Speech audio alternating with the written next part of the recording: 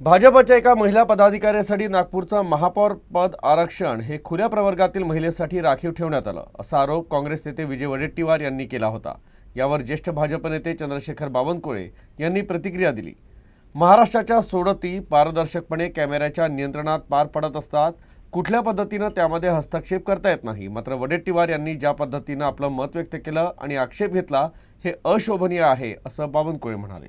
खरं तर वडेट्टीवारकडनं अशा पारदर्शी विषयावर कलंक लावण्याची जी पद्धती आहे ती वडेट्टीवारला न शोभणारी आहे।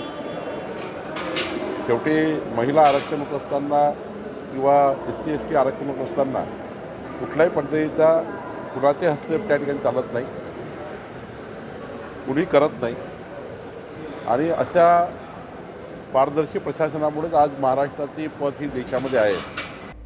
यासोबतच चंद्रशेखर बावनकुळे यांनी राज ठाकरेसह काँग्रेस नेते नाना पटोले यांच्यावरही निशाणा साधला। राज ठाकरे यांच्या बदललेल्या राजकीय भूमिकेवर कटाक्ष करत सर्वांनी राज्याला समोर नेले पाहिजे हे अभिप्रेत आहे असं मत व्यक्त केलं। तर त्यांनी नाना पटोले यांच्या वक्तव्यावरूनही निशाणा साधला। अशा या विचारांनी आज काँग्रेस मागं पडलं असंही बावनकुळे म्हणाले।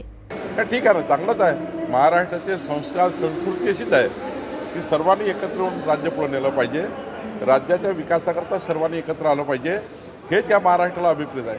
नाना पटोले यांनी म्हटलेलं आहे की भाजप एकनाथ शिंदे आणि अजित पवारांचा राजकीय गेम करणार आहे, मुख्यमंत्री आल्यानंतर काय नेमकं होणार आहे स्पष्ट।